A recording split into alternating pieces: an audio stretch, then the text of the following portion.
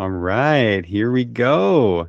So, I am Joshua Ian, and this is the New Age Pioneers podcast. Welcome, everyone who is joining us today. I hope you're having a really wonderful day today. And if not, I'm hoping that something that we talk about here today can help to spark something beautiful for you and help you get out of whatever you're going through. Today, we have Dr. Mort Orman joining us today. He is someone that started out as a medical doctor, and now he has a slightly different focus. So welcome on, Mort. I'm glad to have you here today. Well, happy to be here, Joshua. Happy to speak to you and your audience. Yeah. I feel like whatever you have to offer is really going to provide a lot of value for whoever's listening. So I wanted to start off just by getting to know you a little bit. So before we get into any of the deeper questions, can you just tell us a little bit of like a background of how you got into the modality that you're into right now? Sure, be happy to. Well, so I'm an internal medicine doctor. So I've been so for over 50 years. I practiced internal medicine in Baltimore, Maryland for a number of years, and I'm retired from practice now. But all along the way, very early on in my career, I developed an interest in wellness. I developed an interest in helping people deal with stress and their emotions. And I've been writing about that, teaching about that for over 40 years now. And now that I'm retired from the actual practice of medicine, my main focus now is on helping people, improve their emotional intelligence, improve their ability to, get free of unnecessary anger and anxiety and guilt and other kinds of emotions that can drag us down and interfere with what we want to accomplish in life or just feel good about ourselves. So that's what I'm really interested in doing. When I was in practice, I was saving lives. Now, which is very gratifying. Now I feel like I'm saving marriages. I'm saving families. Future generations in terms of their emotional health and mental health and things like that. So that's very gratifying to do that kind of work. I love that. It's like moving from just like physical kind of more temporary fixes to more impactful, longer lasting shifts. Yes. And when you're a medical doctor, that most medical doctors would rather prevent illness than treat it, even though we get paid for treating it. We don't get paid a lot. But really we would like people to be healthy. Of course. The problem is we don't really get taught much about how to actually prevent disease. What we call preventive medicine in medicine is mostly early disease detection. So you already have the disease. Now we kind of prevent it from complications happening and things like that.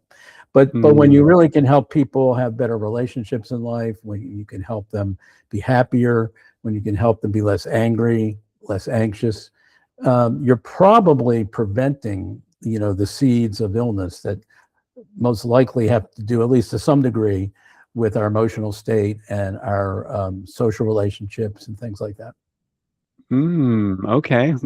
Okay. In your experience, I love what you're sharing here. What I'm really curious about is, in your experience, what are some of the factors that actually lead people to have these emotions that are just so hard to manage sometimes? Yeah, well, this was sort of how I got into this field. I mean, I had a lot when I was a young man, when growing up, going through my medical training and opening my practice. So I had a lot of anger. I had a lot of anxiety. All of my relationships failed one after another. I was basically a serial relationship killer. Okay. I could not keep a relationship going. They all started out wonderful, and then they would come crashing and burning, months or sometimes years later. So I was other than that, I was very successful in my life. Everything I wanted to be successful at, like in sports or academics or medical school, I was very good at.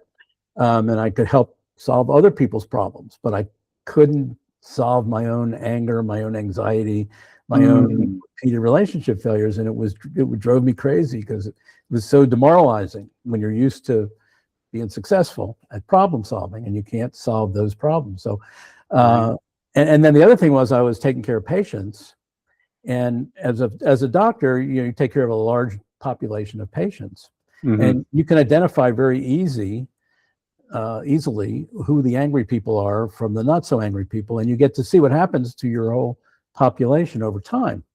So I'm sitting there, as a young doctor taking care of patients, and I'm noticing that the angry people tend to have more bad things happen to them. They have more heart attacks and strokes, or they'll come in, tell you they got divorced, or the kids won't talk to them anymore, or a business partnership blew up, or they got thrown in jail, or they got addicted to drugs. Some crazy stuff was always happening to those folks. And I'm sitting there with my own anger as a young man going, I don't want to turn out like this. I don't want to end up, in my later years having all these health problems and other kinds of problems. So that drove me into personal development work, which I did for a couple of years. And I finally pieced together stuff from different programs. And I finally had a breakthrough in understanding my emotions that nobody taught me in medical school. I didn't get from reading any self-help book and I read a lot of them, that I was trying to solve these problems. I even went into therapy for a number of years to try to deal with my anxiety and my anger. And it helped a little bit, but I never really changed very dramatically from those things. Right. And then I had this massive breakthrough in understanding where my anger and anxiety and stuff like that was coming from, to such a degree that once I saw the picture, I could actually step in and do something about it now, which I had been unable to do up to that point. And then I started practicing with what I had learned and what I tried to see if it would work or not, and it did. It worked great. And then once I saw how powerful it was, I started writing about it, teaching about it, doing workshops, showing other people, because I knew as a doctor how important this is, to people's health and well-being. So I felt like I really had to get this out there because I didn't see anybody else teaching what I had learned about emotions, which was really very simple, but it wasn't being shared. And one of the problems I think in emotional intelligence today is we've made it so complicated and convoluted that people can't do much with the information. There's a lot of people talking about emotions, but does that advice or talk give you the power to control your emotions? And most of the time the answer is no. But the work that I do with people, when I work with people, they get this incredible power in a very short period of time. They learn to understand their emotions in such a way they can actually take charge of their emotions instead of living life the other way around, where our emotions are usually kind of in charge of us and dragging us around wherever they want to take us, which oftentimes is not a great place. Yeah. It's like you mentioned too, with that, like that feedback loop of anger, just creating more things to be angry about, and how you observed that and saw that you didn't want to live that kind of lifestyle. Yeah. And it's and the thing is, it turned out to be so simple to understand. Our emotions are not that complicated, and they really, it boils down. Well, first you have to understand how the brain works. Right. Okay. Because actually, let me back up. First thing you have to understand how emotions work. So we tend to think that emotions are caused by the things that happen outside of us. Right. You get angry at somebody because they did something, or they said something, or they failed to do something that they promised. All that stuff's outside of us, and then we feel the anger. And our common sense tells us it's a cause-effect relationship. It's just one causes two. And that looks like it's the whole story. And that's how it looked to me when I was younger, even though I had all this medical training and everything. But the truth is, our anger is being created by our brains. It's never caused by the outside events. Those are just the triggers. The actual causes of our emotions are inside of our brain. Our brain is doing things to produce the hormones and the chemicals and the stuff that make us feel the way we feel. And it's all invisible. We don't see it. We can't notice it. We can't touch it. We can't observe it. It's happening in the background. But without our brain sort of telling us how to look at a situation, which is how it makes us angry or anxious or whatever, it's actually telling us how to look at it. without telling us that it's telling us how to look at it. So we just think we're looking at things, accurately and truthfully, when in fact we're looking through these filters that our brain gives us that colors the experience, colors the truth about the situation. Mm-hmm. And when the brain stacks together like 2 or 3 filters or stories of how to interpret an event, then you get the emotion that formula produces. And so like anger has like 3 stories, and anxiety has 3 stories, and guilt has 3. Most emotions have like 3 stories that our brain or filters that our brain uses. And I never knew that, much less be able to determine exactly what they were. Well, what is my brain telling me when I'm angry? What is my brain telling me when I'm anxious? Okay. And once you understand the formula, which is really not difficult, then every time I have that emotion, I know what my brain's doing to me now. And I know how it's making me angry. And then you can start to examine that and say, well, is what my brain's telling me true?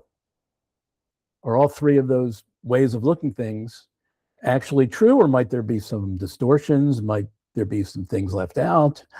Might there be some things that are the opposite of what's true? Completely false. And when you start doing that, you dig in and you start telling the truth, which I did a lot of back 40 years ago when I first started working with this whole, mechanism.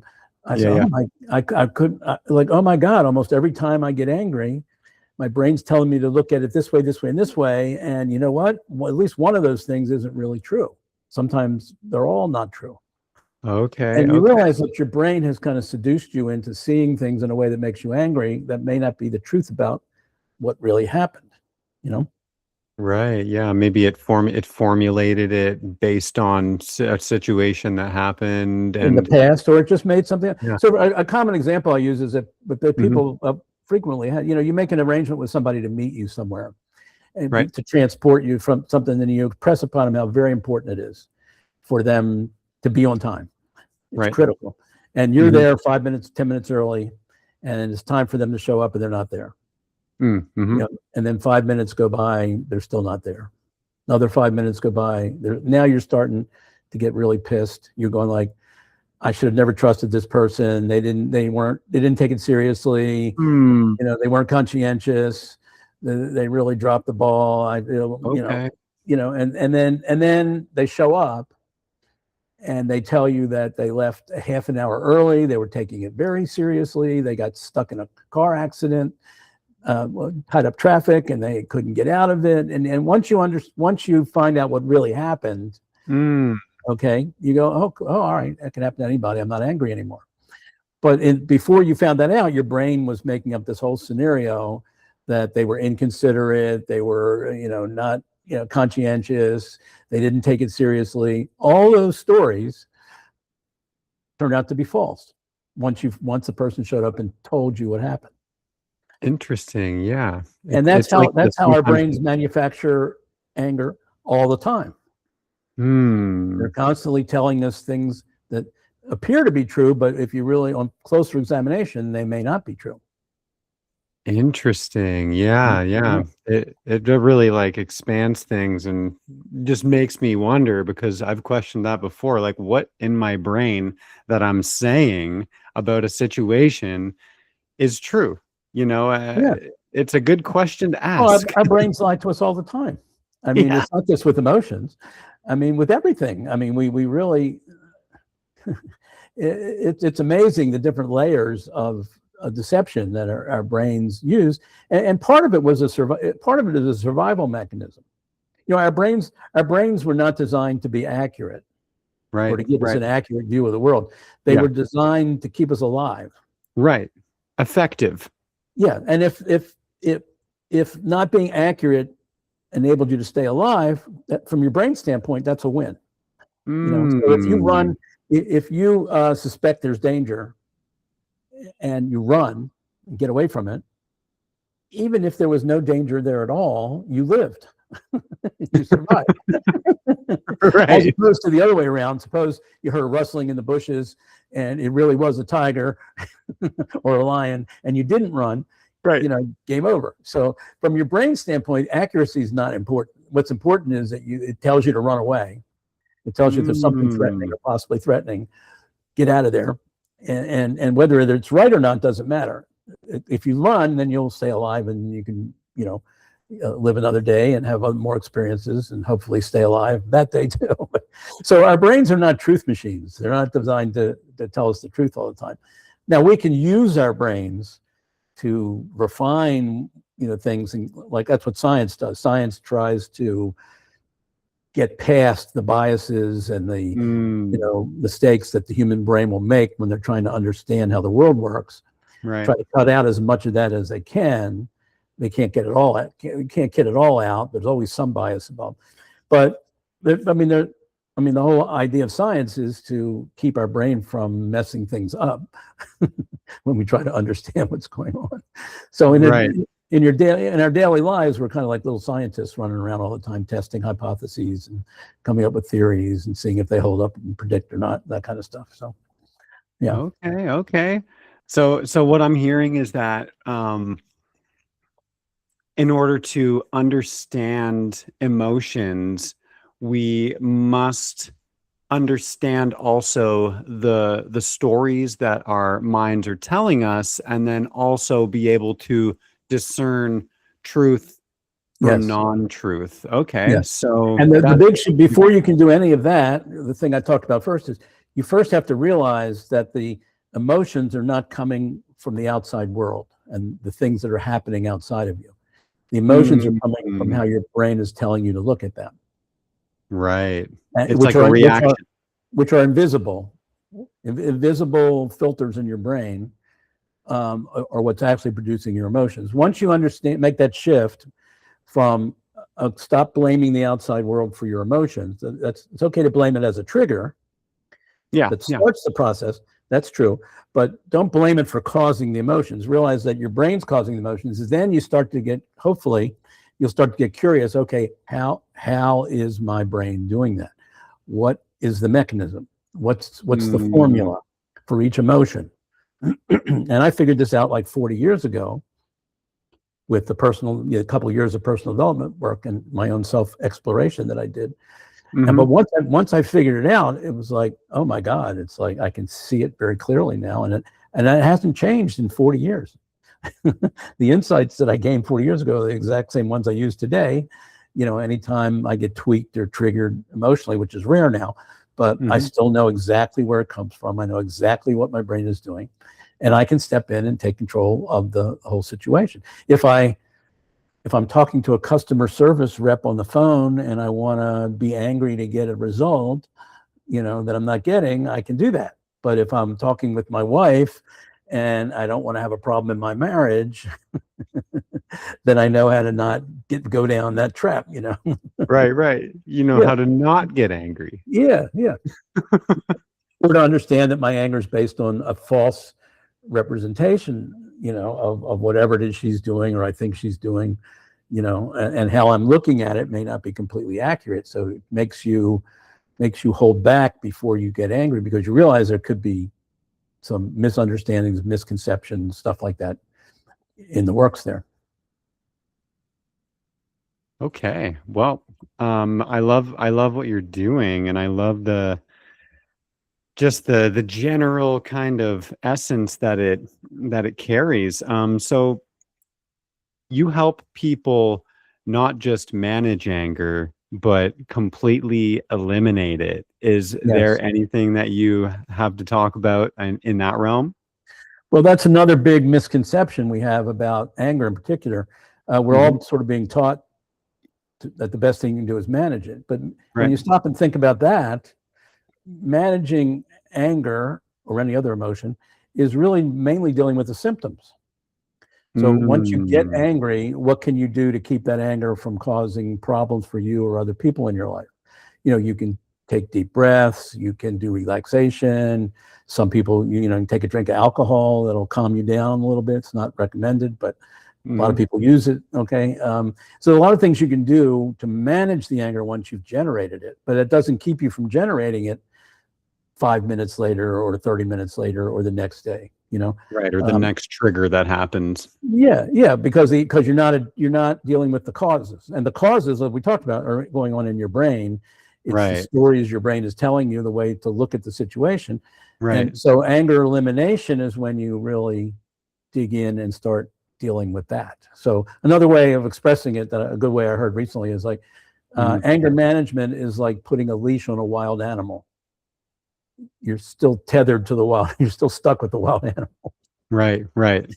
Anger elimination is understanding how the wild animal got into your life in the first place, so that you can kick it out of your life and you don't have to deal with it anymore, you know? Right. Or completely tame it. Well, it's better just to get rid of it. Better just to, yeah, like let Yeah. it let it be in its own area over Yeah, there well, let it stay where, in the wild. but don't welcome it in, and then figure, okay, now how do I'm going to manage it? So, and it comes down to what we've been talking about here, is understanding the formula for any emotion. It could be anger, anxiety, or guilt, or anything. Understanding the formula your brain is using to create it, and then looking at that mechanism to figure out if it's true or not true, or what parts of it are true or not true. And when you, every emotion that's propped up by these stories, it's like a three-legged stool. If you knock out any one leg, the whole stool collapses. So you don't have to have it's not every one of those stories needs to be untrue. It's just if any one of the three primary ones are untrue, then the emotion just sort of disintegrates. It's really like magic. You can make your anger, you can be angry, really angry in one moment, realize you saw something incorrectly, or your brain told you looking, and you go, oh, okay, I'm not angry anymore. Interesting. So even just the awareness that the fact that your perception of something isn't based in truth is enough to eliminate the anger, because now you have a knowing that your anger is not justified. It may not be justified. You have to look at each situation to see if it is or isn't. But a lot of time, in my experience, over 90% of the time, when I first started doing this 40 years ago, and I thought every time I got angry, it was justified. Right. My view was correct. And I started digging in using this knowledge. 90+% of the time, it was like, oh my God, my brain tricked me. Right. I didn't see it accurately. And now that I see it accurately, I'm not so upset about it, And I was surprised about how frequent it was. It was like almost every occasion. Even when you think your anger is really justified, there's usually something that's not quite justified. It's funny. We've come to the point in this time in society where we realize that news outlets never tell us the truth.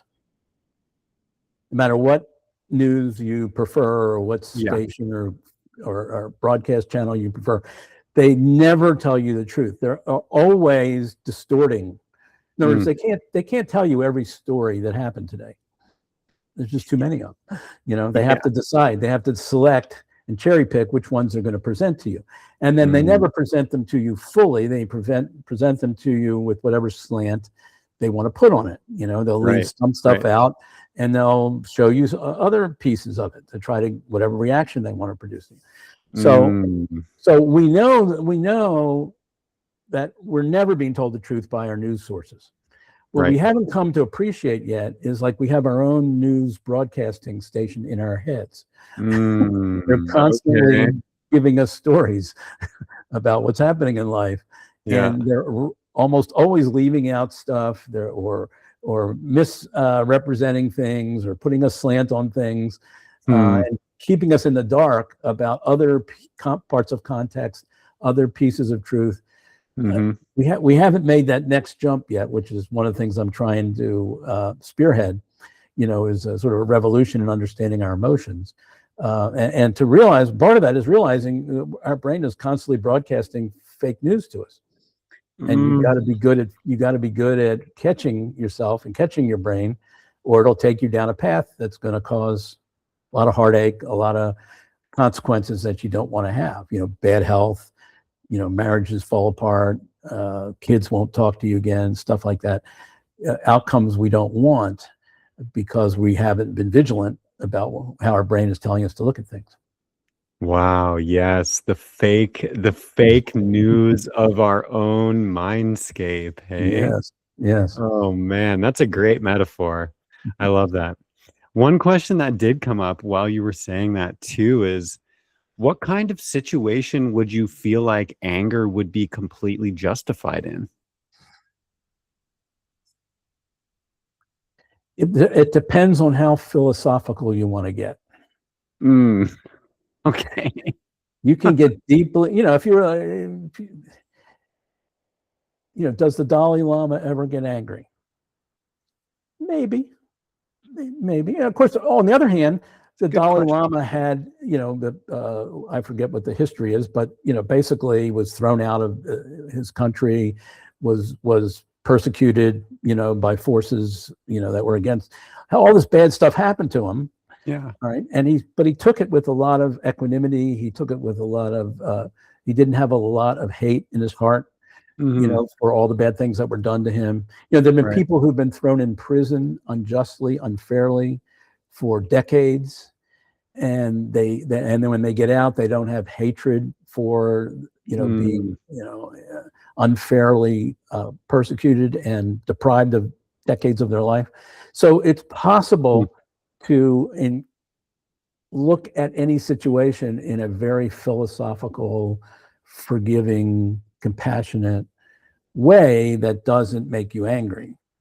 Right. But you have to be a fairly highly developed soul to have the strength to do that. And a lot of average people would not have practiced those skills to be able to look at things that way or change the way they look at them.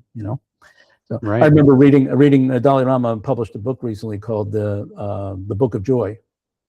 Okay. It was a week that he spent with Desmond Tutu, and they had to have somebody film it, and they did a transcript, and they made a book out of it.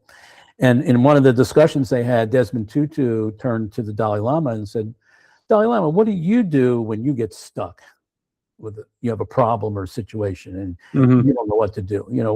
What's your go-to move when you're in that situation?" And the Dalai Lama said, "Well, the first thing I do, I try to look at the situation from at least 7 different perspectives." Whoa. Okay. Now, how many of us would have given that answer? Oh my gosh. Yeah, that's next level for sure. Yeah. So a lot of times we'll think our anger is justified, but it's if we really stretched ourselves or try to get into a Dalai Lama capability set of being able to look at things in many, many different perspectives and different ways, we could see ways in which it would not anger us, or we could easily forgive whatever it is that happened. So, and people have done that over the years. I mean, there've been some amazing experiences of people forgiving the most horrible things done to them or their family members that you can imagine, and they didn't walk away with a lot of hatred, with a lot of anger. They could have, but they didn't. And most people would have, but they didn't. I love that. Yeah, what keeps coming through my brain is like, and it might not be related to anger. That's why I feel like I'm bringing it up right now. Metaphorically, like say, you're out and there is someone kind of like threatening you or someone that you love very like physically, like they're threatening you and there's a good chance that you're going to be physically harmed. I would think that that's not necessarily anger that would come out of you. It's just adrenaline to address the situation. And I think that's where maybe it would get kind of messed up, is where like, is that anger or is that just I'm defending myself and my family? Well, this is one of the areas where sometimes anger is helpful. Sometimes anger helps you set boundaries. Right. If somebody's taking advantage of you in a relationship, and sometimes in a crisis situation where where you could be killed or harmed physically, sometimes you may have no alternative but to fight back physically, and it takes the anger would help you in that regard. So there are times when, but there's also another piece of this is when you learn to understand how your own anger gets generated and the stories your brain tells you, because there's always the same 3 stories. You could have 1,000 different triggers, and it looks like there's 1,000 different reasons why you get angry. Right. No, it's always the same 3 stories every time. So once you understand that mechanism, when someone's angry at you, so much so that they want to do harm to you, okay? When they're angry at you, you know exactly that their brain is doing the same thing to them. It's telling them certain stories about you. So you have a certain understanding of their anger that you didn't have before that may allow you to diffuse the situation. Right. Okay. And that doesn't guarantee it will, but it gives you, but the point is, let's just forget the danger situation. Let's say you're just in your family and you've got kids and you've got a partner, being able to understand where their emotions are coming from as their emotions impact you is very handy. Not just is it good to understand your own, but the people you're living with, the people you're working with, the people you're in relationship with. When you have, I say when you understand how the brain makes you angry, or it's like you have X-ray vision. Like Superman, like X-ray vision. You can like see inside. Yeah, you can see what your brain's doing. And yeah. I mean, as a doctor, I did that. That's what I was trained to do. I was trained to, you would come in and tell me you were having pains here or there or whatever. And I'm trained to kind of like look into your body and understand what might be going on inside there that's invisible. You can't see it. Or maybe I get an X-ray or a CAT scan or an MRI to help visualize what's going on. But the whole game is, can you take what you can't see directly and try and figure out what's going on?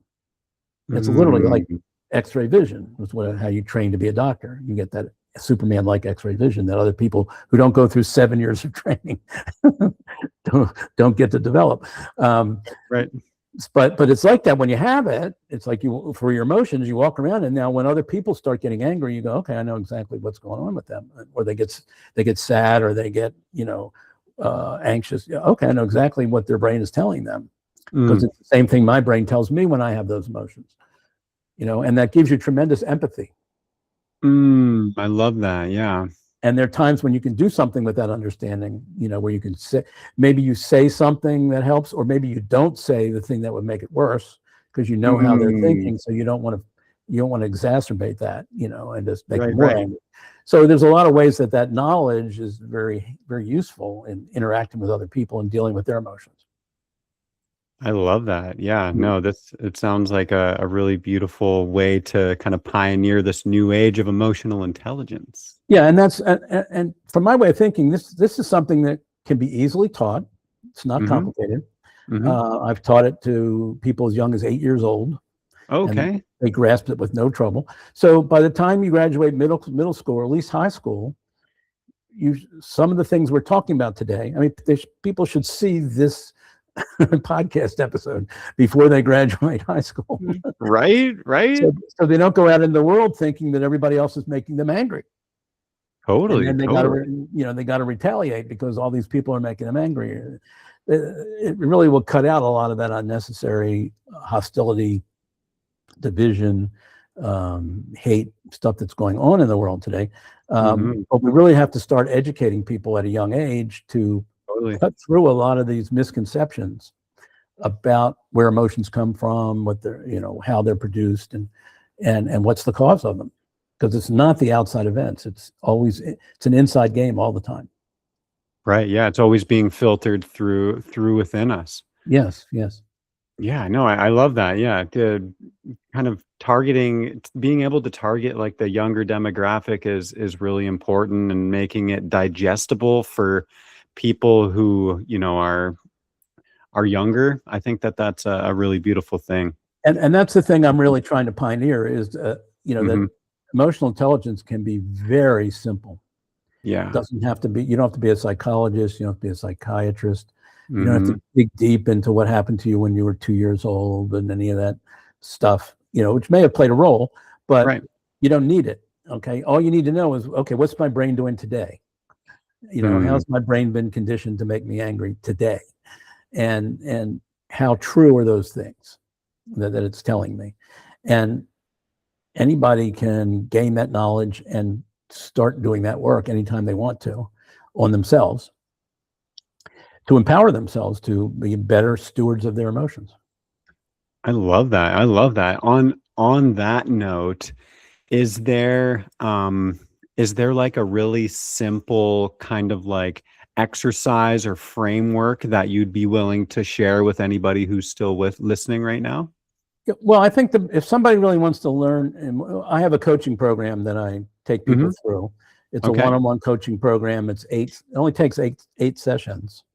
Okay. Okay. And I teach them the model in the first 2 sessions, and then we use the other 6 sessions to work on, individual instances in their life when maybe yesterday or a week ago or 10 years ago they got angry about something. Then we use the model to see how they would see it differently now.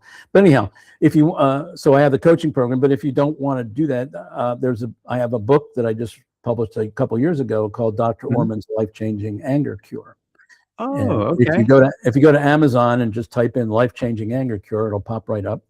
And that will give you more details about everything we've been sort of talking about today. So you can actually get your hands on the formula, see how it operates, see how you can use that information to make anger disappear. There are lots of different examples in there of how you can do that. People that I've helped to learn how to do that. People that I've trained to work with their clients so that they can teach their clients how to do it. So there's a lot of great information. And plus, the first part of the book, I talk about my own metamorphosis, from a very angry guy with no clue about what was going on, despite being highly educated, to free mostly of a lot of these problematic emotions that caused all kinds of mischief in my life in my 20s and mid 30s. I love that. Okay. So you have the option to, and we're gonna throw all the links down there for anyone who's listening right now. You'll have the link to the Amazon book, and you'll have a link to book a call with Mort here. And we didn't talk too much before, but I was wondering if, Mort, do you have any kind of resource that people can opt into? Give their email and get any kind of resource from you? Sure. If you go to my website, which is docorman.com, DOCORMAN.com, you'll find all kinds of resources there, all kinds of information there. You'll be able to download a PDF called The Best Anger Elimination Method You Could Find, which will give you more information along the lines of what we're talking about today. And we'll also give you a link to the book if you wanted to explore it further. So yeah, there's lots of resources on that website that you can, that people can connect with. Plus a contact tab there where they can email me if they want to. Perfect. Yeah, no, I think that we'll be able to include some of those links leading directly to wherever these resources are. And yeah, no, I think that this is a really valuable thing. I think that people are needing this right now. We live in such a complex world with just so many things going on. It feels like I really resonate with the simplicity of managing your managing your emotions, but eliminating, also being eliminating knowing how to eliminate. I call it eliminating unwanted or unhealthy emotions. Exactly. Yeah. So that we can just live in full expression of all of the beautiful life-giving emotions that we have available to us. Yes. The problem today is there's just so many triggers that are impinging on us all the time that if you don't know how to defend yourself, you're going to get triggered right and left, Totally. Yeah. Is there something that you can leave our listeners with today that when those triggers come up, is there anything that they can just do in the moment to help maybe understand, maybe something really simple that they can do once they experience a trigger? Well, as I explain in the book, our emotions have become conditioned. Our brain has become conditioned to give us these stories. It all happens lightning fast, and you're going to get triggered. Even if you know what's going on. Once you know what's going on, you're still going to get triggered in the beginning, okay?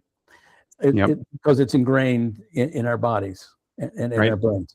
So don't have the expectation that the triggering is going to stop anytime soon. Now, what happens for me is it eventually stopped. So the things that used to trigger me don't trigger me now. But that took like a year or two of working on individual examples, many examples of anger and realizing where my brain had tricked me. So I started to see things differently automatically. But in the beginning, the only thing you're going to get triggered, and the only best thing to do is understand what got.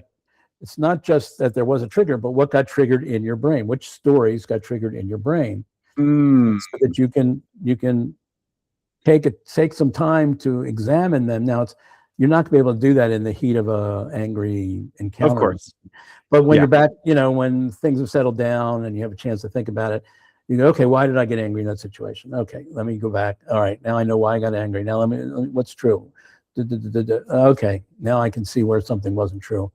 And the more you do that, it'll eventually start to change your brain.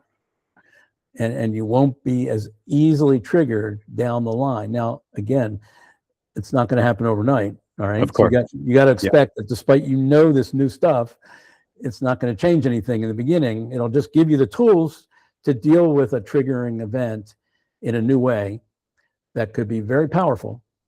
All right. But you just have to understand that it's going to keep happening for a while until you get really practiced at it.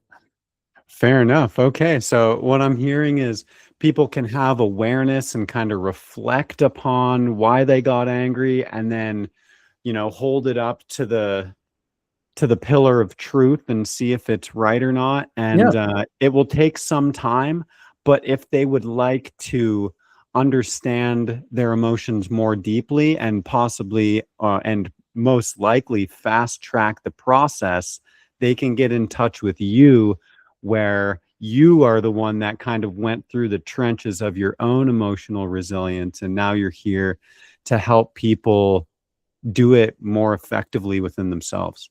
Yep. And to spread the word that it's not as complicated as everybody keeps telling us. Isn't that wonderful? It's like a weight lifted off. Anyone who hears that it's not actually that complicated to have emotional intelligence, I think that'll be a big weight lifted off a lot of people's shoulders. I certainly hope so, because we need a lot more real emotional intelligence in the world today, not pseudo emotional intelligence. That's right. To me, the test of real emotional intelligence, if somebody gives you some advice or gives you a tool or a model or strategy, does it give you power over your emotions, where you're in control? And if the answer is no, then it's not really emotional intelligence. If the answer is yes, then that's something, use whatever it is. And there are other systems for dealing with emotions other than this one. If you go to Tony Robbins, he'll tell you how to deal with emotions in a different way. All right. Yep. And his system works for him and the people that he teaches. So there's different systems for dealing with emotions. But if the key point is, does it return the power to you and take the power away from your emotions? Does it treat the symptom or the cause? Yes. I love that. Yeah. So no quick fixes here. Hey, we're actually going for the long haul of being fulfilled and happy for the rest of our lives, rather than just trying to manage the anger, right? Yes. And I'm pretty good proof that this thing lasts, it's permanent when you have this transformation. And like I said, I had every one of my relationships failed one after another until I figured this out. And now my wife and I have been married for 41 years now. So this really does come in handy. Wow. And it does change your life when you understand your emotions better. And the things that you want to have happen have a greater likelihood of happening when you understand the game that's going on with your emotions and your brain. I love it. 41 years married is proof enough for me. I can only guarantee 41 at this point. Oh man, I love that. Cool. Well, thanks for coming on. Mort. My pleasure. Thanks for having me. Yeah, I feel like I'm gonna go through and I'm gonna gather all those links, and then all those links, the link to the book, the link to the PDF, and the link to booking a call with Mort. You get on a call with Mort here, and he'll help you be happy for the rest of your life. I think that's a pretty valuable offer there. Yeah. Cool. Well, thank you for coming on to New Age Pioneers for the first guest interview ever. My pleasure. Hopefully we'll create a new movement going forward. That's right. That's right. We're here to create a movement, and I'm sure that I will get more confident in the outro that's happening right now. And yeah, I'll put all the links underneath. Thanks for joining us today here, Mort, and we'll see you again sometime. My pleasure. Thank you. All right. Thank you.